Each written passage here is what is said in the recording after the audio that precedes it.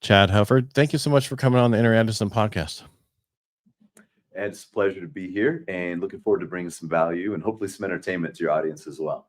I'm sure we will, because we've been talking like for the last 10 minutes when we should have had it on the podcast. I want to back it up. So we started because we were talking about Alaska, and my son was there, stationed there, and he was an airborne medic.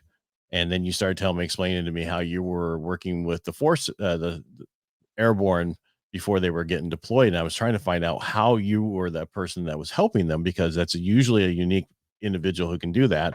And so that's kind of where we are with this conversation. And you were saying how your background is not what you would do to get to where you are now. So let's kind of break that down just a little bit, if you don't mind. Absolutely. And just out of curiosity, your son, was he with the 509th? Do you know which unit he was with? I don't. 82nd Airborne. Okay.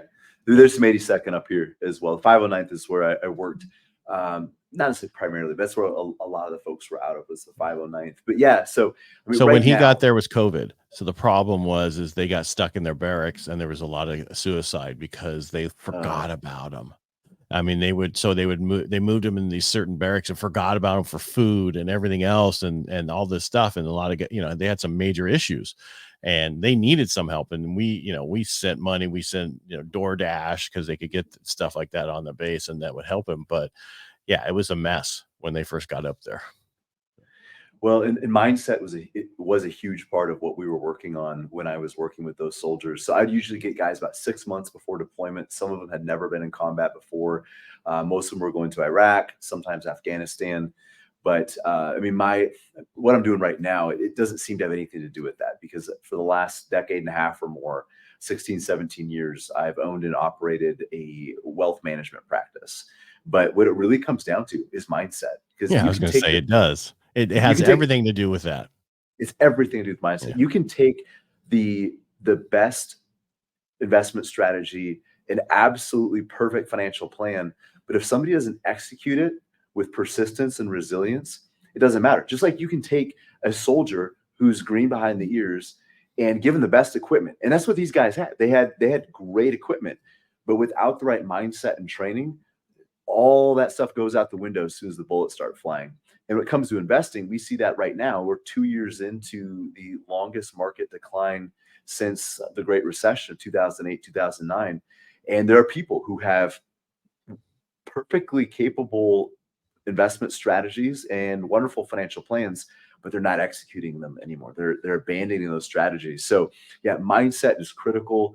So what we were doing is we were applying performance psychology with athletic training and combatives to the training that these airborne units were already doing, and trying to implement that into fighting and training in a more urban environment.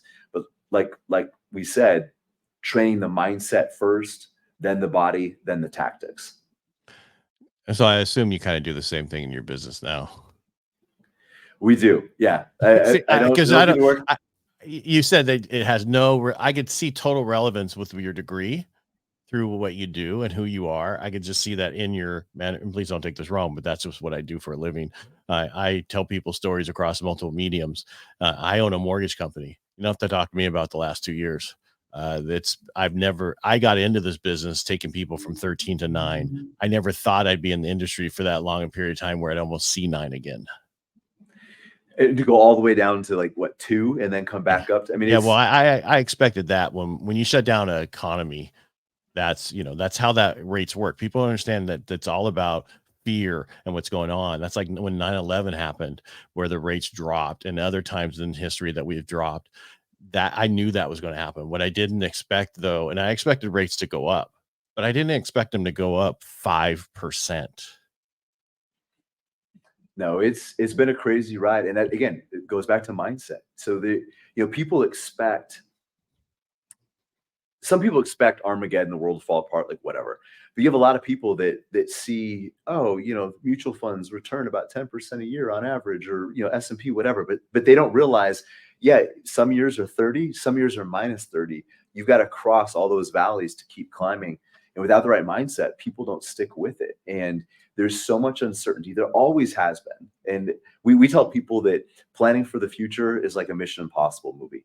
The villains change, the plot changes a little bit, but it's still the same story that gets repeated over and over and over again.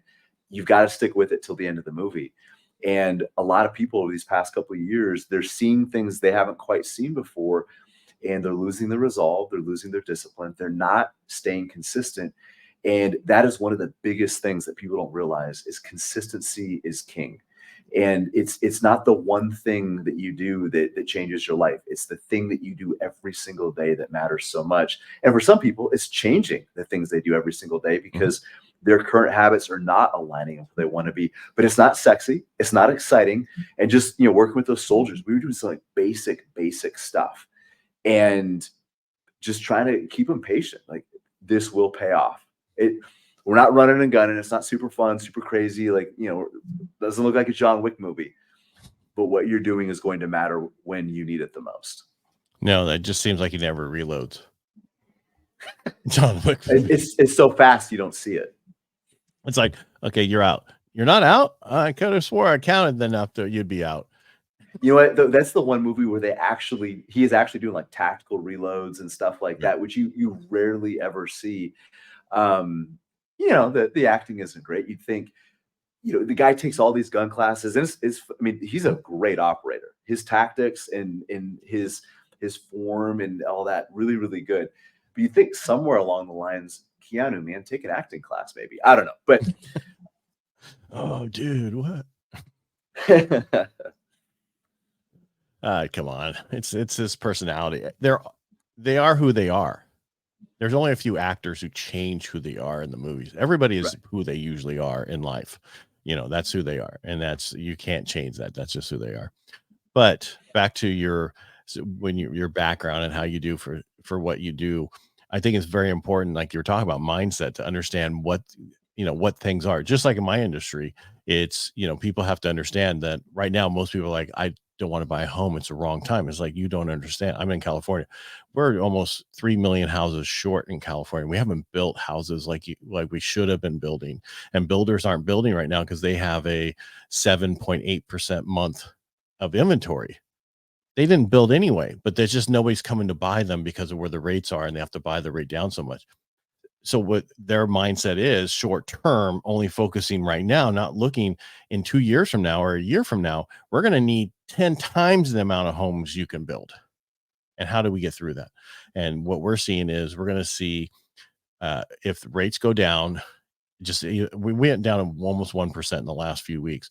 If we go down another 1%, a $500,000 house in California will be $700,000 before you know it. That fast. Well, I think what you touched on, Ed, is something super important with just how humans are wired. We don't think into the future very well. We're very much about the present, and part of that is being survival based. And a few thousand years ago, we weren't worried about the future. We were worried about not getting eaten today. Saber-toothed tigers and stuff running around, but we don't do a very good job of projecting our needs and consequences into the future. And that's what gets so many people in trouble. And it's not just mortgages, not just finance. It's health, it's relationships, it's business, so many areas of life where we're not willing to sacrifice the present for the future. And in essence, what ends up happening is we end up stealing from the future versions of ourselves instead of serving that future version of ourselves. I totally agree. I want to go back to your consistency. It's consistency. It's everything, working out, everything. If you want to build whatever you're trying to do, is you have to be consistent about it. And most people aren't. They're not consistent at all on anything. Right. And you have to be careful, because for myself, I didn't lift weights until I was 33 in a bad car accident. And that's when I started getting on lifting, to a point now where I had to stop lifting for 8 months because I had bones, did such heavy weights over the last 15 years that I had to stop for a short period of time. And now getting back into that consistency like I was used to, I would not, I tell people I can't do that. I have to go to the gym. I have to finish this up. I could do it after that, where then you get do changes in your life. And then you're like, oh, now I have to go to the gym. Now I understand what other people go through with consistency, which I didn't. I was totally in it. I don't know if that meant anything, but yeah. No, absolutely. And I've actually got a short, funny story about that. I was at a conference a few years ago, And this guy comes up to me, never seen him before. And he's staring at my chest. And I'm not like wearing a tank top or anything like that, doing push-ups in the aisles. Like, it's a business conference. I've got a jacket on because I don't like to be cold, even though I'm from Alaska. But I'm like, buddy, eyes up here. Like, let's maintain eye contact while we talk. And he's like, what do you do for your chest? Like, you have amazing pectorals. I'm like, that is not a way to start a conversation, buddy. This is not normal human interaction. And he's still like, just anyways, kind of ogling. And I'm uncomfortable. It's weird. And he's like, what do you do for your chest? Is it bench press? Is it flies? Do you do dumbbells? And he's asking, like, what are the secrets? And I said, there's no secret. It's only sacrifice. Like, I have not skipped a planned workout in like 10 years. Like, that's the only secret. So whatever you do, just keep doing that thing. Like, if you have a bench press and some dumbbells, like, just keep doing that. Don't worry about the details between what should it be dipped, should it be inclined. Like, just get in the gym and move weights. And just work that muscle. Yeah. Yeah. And then, so like 3 or 4 years later, I'm at another business conference. I see the same guy and he's coming at me and I'm thinking, oh, great, here we go. And he's like, do you remember me? I'm like, yeah, I remember you. That's why I'm trying to hide over here, And he's like, I just want to tell you something. You changed my life. I was like, what are you talking about? He's like, I've lost 70 pounds. He goes, I have more confidence. I have, my business is going better. My relationships, like, everything about me has changed. And I said, well, what did you do? And he said, exactly what you told me. I didn't quit. And he said, I started with push-ups. That's all I could do. I couldn't do bench. All I could do was push-ups. And it was just like 5 or 6. And then I added a few more. But he said, I did something every single day, even when I didn't feel like it. And some days it was just 5 or 10 push-ups and that was it. And some days it would be 45 minutes to an hour at the gym. But again, this is 3 or 4 years later. He said, essentially push-ups changed my life. And it wasn't any one thing. It was committing to the small, mundane details day after day, month after year for 4 years. And that's what it took to transform it. And he was looking for that secret, that shortcut. That's what a lot of people are looking for. You and I both know that.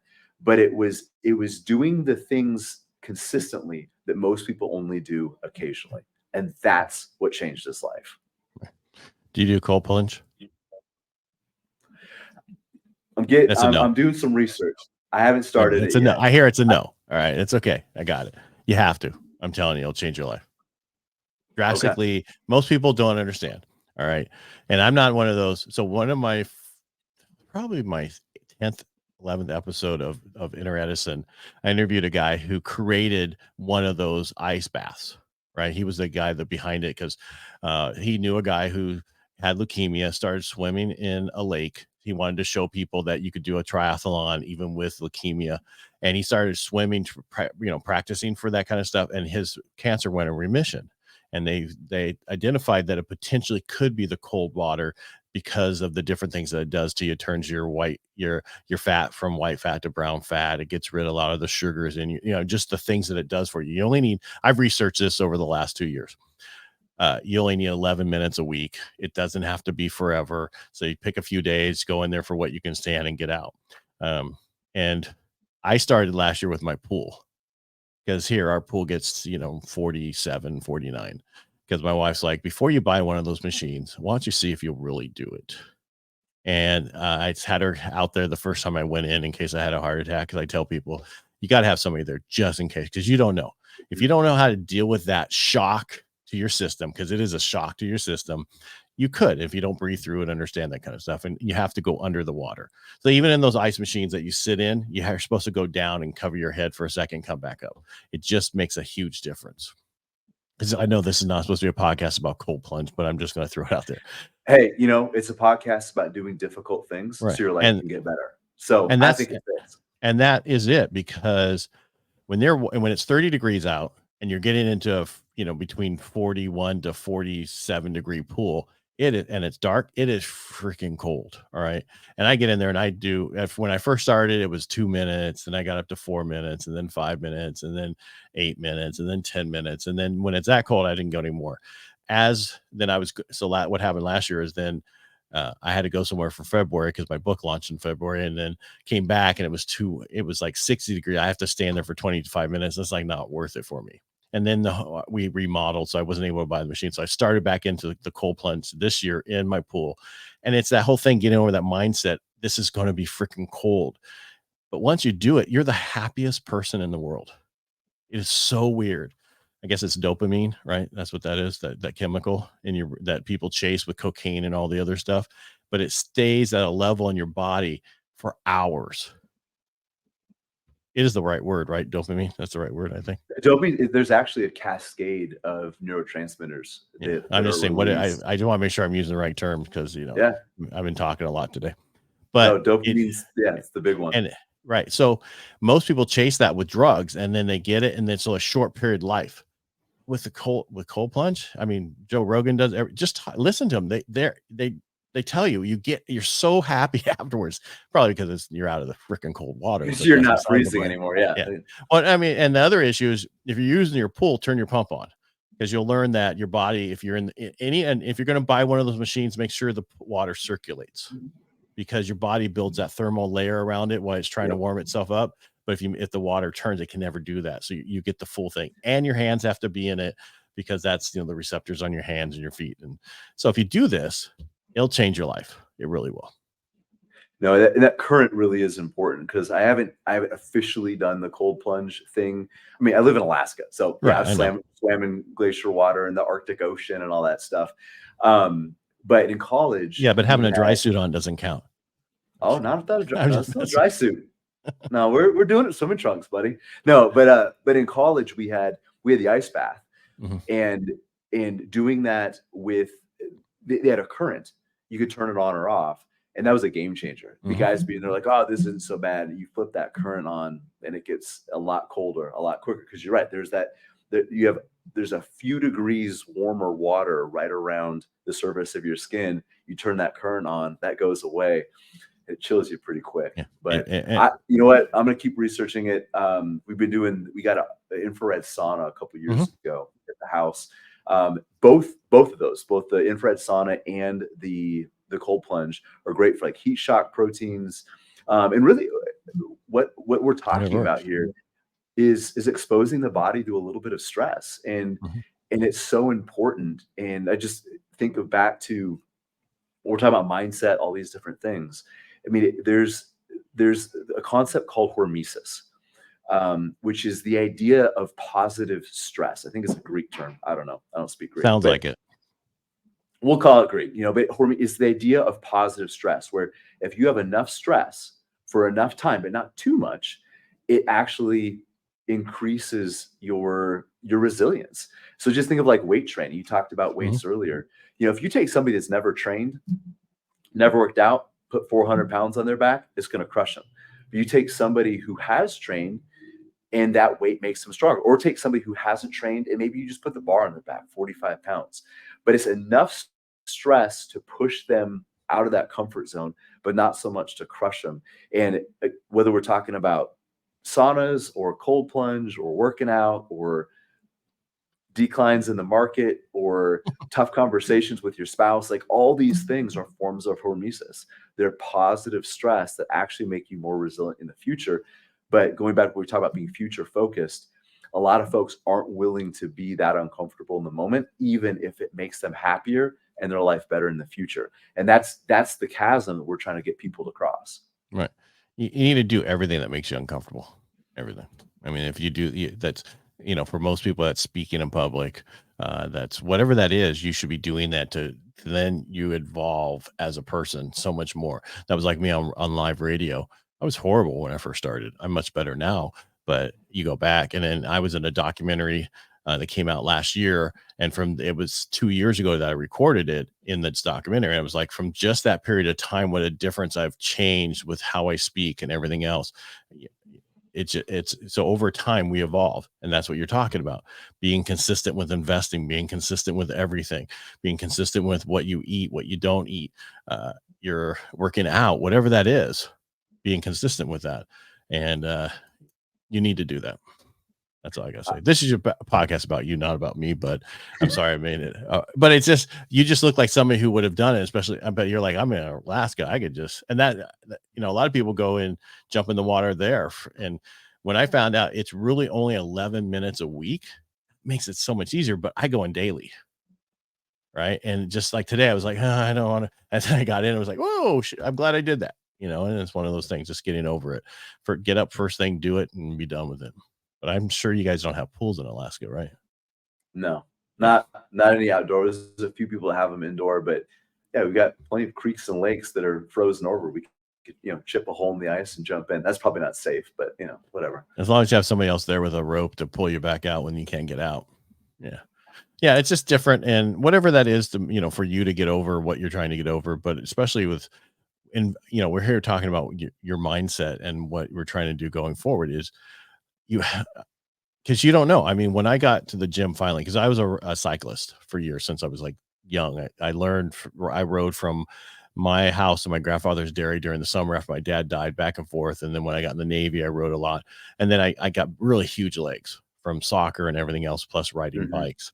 My upper body was nothing. And then I got in a bad car accident, and I went from barely able to push up 135 pounds to 415 pounds in 6 months. I got huge to a point where people are like, little girls, and you go out of town this way, they're like, look at all my muscles. You don't realize, because you're just like consistently doing it, changing. You're saying, wow, what a difference in my body, difference in this. And that's the same thing that can happen with, look at my investments, look at what I've done. Buying a house is an investment, where a lot of people think it's just to live there. And a lot of people average people right now have $350,000 in equity in their home in a lot of places. I don't know how it is in Alaska, but my son bought his first house in Washington State when he moved down in Yelm, because he got transferred down this last year. And that's, you over time is how you make money. But like you said, people don't want to work for it over time. And with a mortgage, it's kind of like a forced savings plan. Like, you don't get to pick and choose when. So it creates discipline for people, because you have to make that payment every single month. And I think you mentioned earlier about being uncomfortable and moving outside your comfort zone. And I think being consistently outside your comfort zone is so important, because comfort almost always leads to complacency. And when we get too comfortable for too long, complacency follows soon after. And I've said before that the only difference between being in a groove and being stuck in a rut is how long you stay there. So even if you're doing good things, I think continuing to challenge yourself, push the envelope just a little bit more, is such an important thing, because it keeps us from getting complacent, keeps us sharp, keeps us hungry, and it keeps us learning and growing. So is there a process that you go through when someone comes in, like you ask, because in my industry, I deal with why, I'm trying to figure out who they are, what they're trying to do. And I ask them why like 3 times, what they're trying to do. I get in trouble with my wife when we're at dinner parties and stuff like that, and having dinner, because I'll ask people questions that she doesn't like. Because she thinks I'm, you know, i- interviewing them, or, I'm trying to understand why people think the way they do, so I can understand how to deal Sure. with people. Right. And so you must have you seem like a system guy when someone comes in. Yeah. So again, it all goes back to mindset, Ed.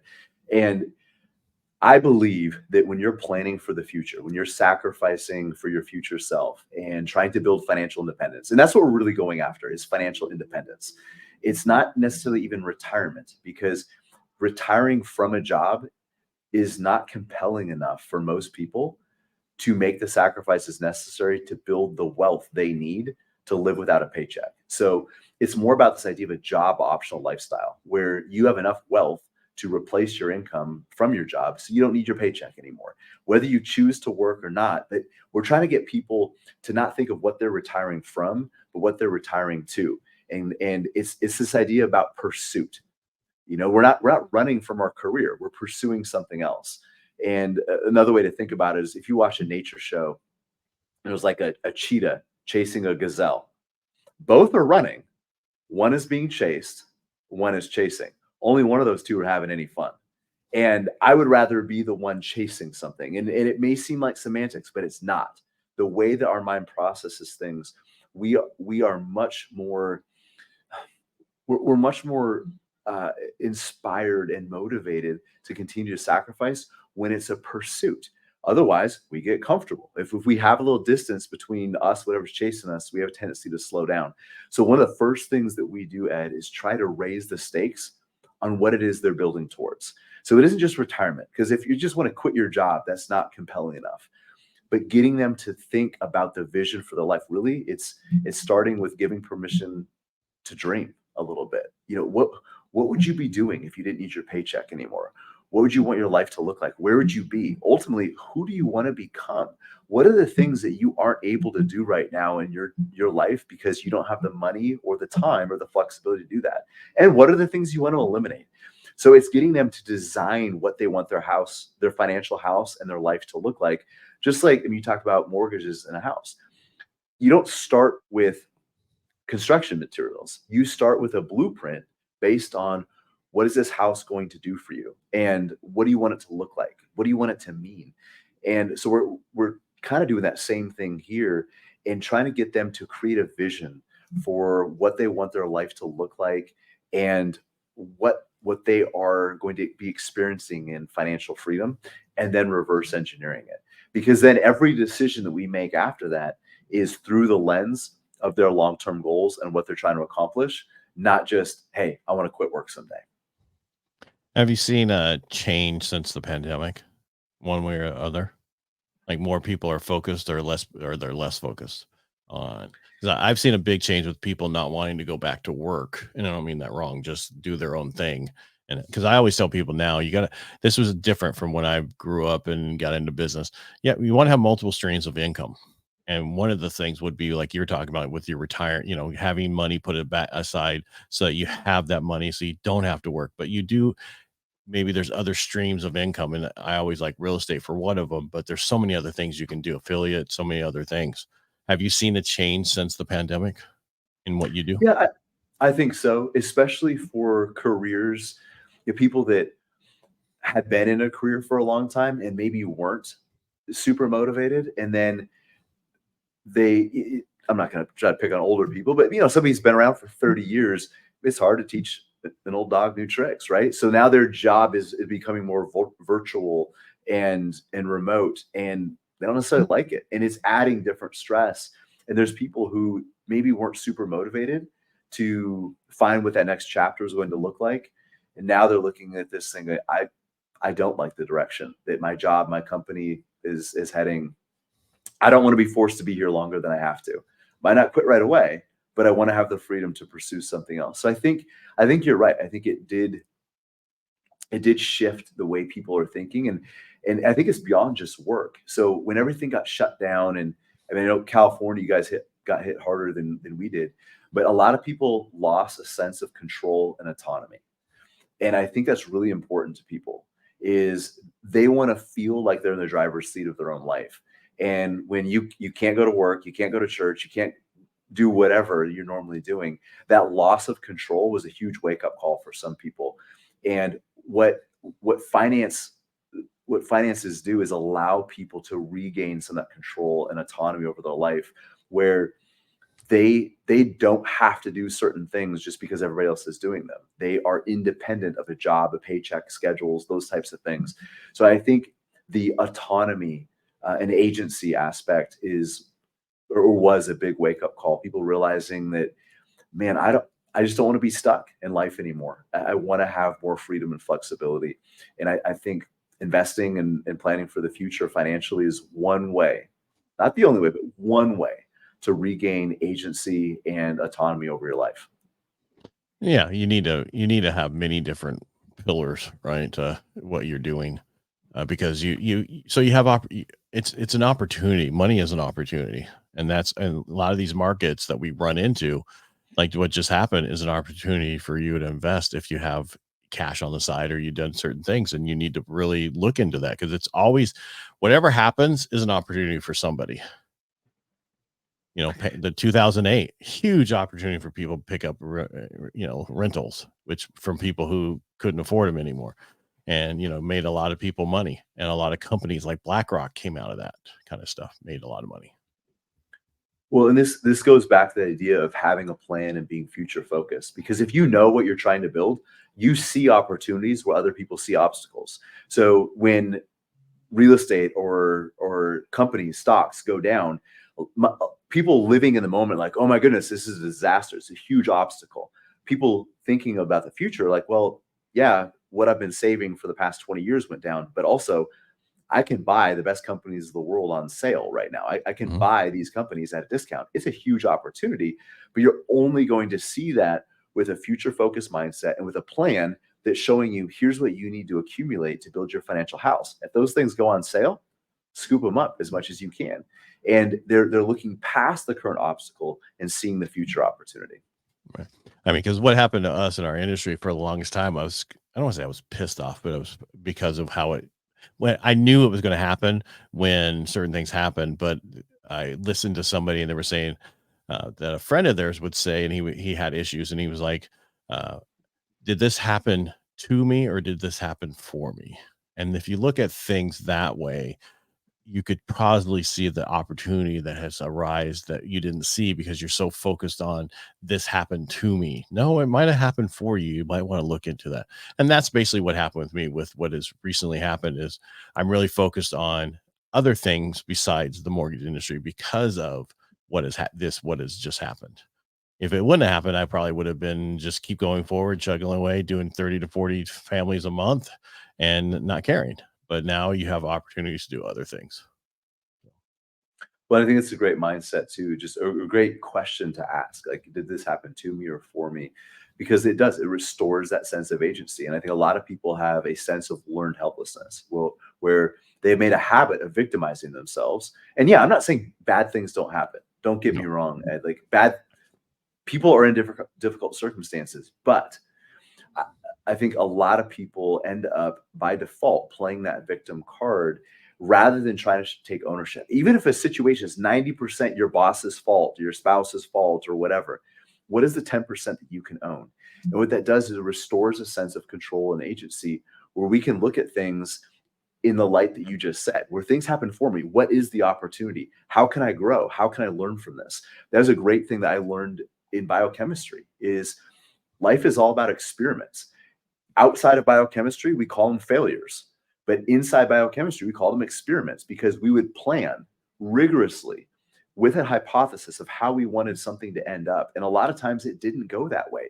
But our mindset wasn't, we're going to be married to the outcome. We want it to end up this certain way. We want the result to look like this. We wanted it. That's true. But the biggest thing was what we were able to learn and extract from the process along the way. So I tell my kids the only difference between a failure and an experiment is your willingness to learn from the experience. Yeah, totally.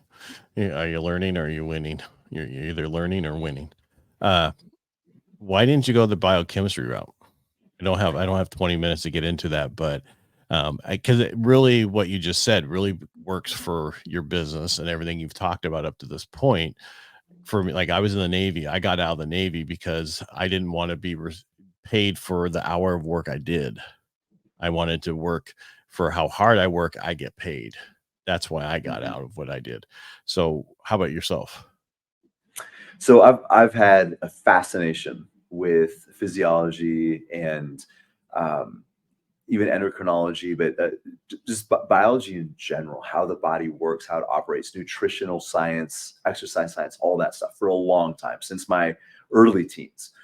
But I really got interested in medicine, and biochemistry was the hardest degree that I could get at my local university. And it was also one of uh, the smallest graduating fields. So and this is not just here, it's nationwide. There's just not that many students that graduate with a biochemistry degree. So it was a good differentiator, but it also opened up a lot of doors outside of just medicine and, pharmacology and things like there's just a lot you can do with a biochemistry degree, forensics. I mean, I go on and on, but so it was a multifaceted degree, but what I wanted was to go into medicine. My plan was to either go into endocrinology, the study of hormones, and hormone interactions, some of the stuff that we talked about with the body's response to cold plunge or uh, all these different things. Like that stuff fascinates me. I love that and have for a long time. But what I really wanted was to be a hotshot surgeon, to be perfectly honest with you. And in my senior year, I met the woman who is now my wife. We have 6 kids, been married for 18 years. And she came from a pretty rough background. And what she really wanted was stability, which is not what I gave her initially when I started my practice in 2008, but my financial planning practice. But she wanted a family. She wanted a husband. She wanted kids and somebody to raise them with. And I just know my personality, and being an excellent physician and being an excellent father and husband, I don't know that I could have balanced that. And I know people that do. We have a lot of clients that balance them, but just me, the way I'm wired, I knew I was going to struggle.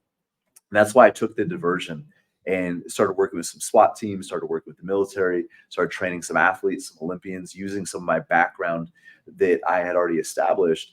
But I still didn't want that to be my career for the same reason you said. I don't want to be paid just for an hour of work. I want to get paid when I'm asleep. I want a business, something that doesn't require me to operate. And that's why I got interested in financial planning, because it was something that allowed me to completely change the trajectory of somebody's life, not just their finances, but how their life was going to be played out. I could transform that, because when people open up their finances to you, their whole life opens up. And it also allowed me the opportunity to do that in a way that I could still have a really good work-life balance. Again, not that you can't do that as a surgeon. I get it. But I didn't know how to do that. I didn't know how to balance that. Yeah, so some surgeons can't do that. I don't care what you say. It depends on their specialty. They get called in all the time. So. And I had some great mentors that are surgeons, even a couple of them still to this day, that really cautioned me. Like, I know the way you're wired, Chad. I don't know if this is going to fit for the life that you're trying to build with your new wife. And I wanted to own a job. I wanted to own a business. I didn't want a business that owned me. And I looked at these experiences and the knowledge that I had, and looking for a career that I could take some of that, even if it wasn't maybe a direct fit, but how can I apply some of that? And that's what we've done. We've applied the problem solving of biochemistry, the performance coaching of working with athletes and soldiers, the mindset of both of those, applying all those things to finances, to not just help people find better, more suitable investments, but to actually make them a better investor, to change how they operate and how they see finances. And it's been an amazing experience. Is your specialty biotech firms? No. No. And in fact, we don't pick any of the individual investments. I'm just saying, but that would be unique, because of your background. So it would, but we don't reinvent the wheel. Right. We use the investment strategies and products, the funds that other people have created. We just teach people to use them better. So if you think about like a gym metaphor, we're not trying to reinvent the treadmill. We're just trying to keep people running on it.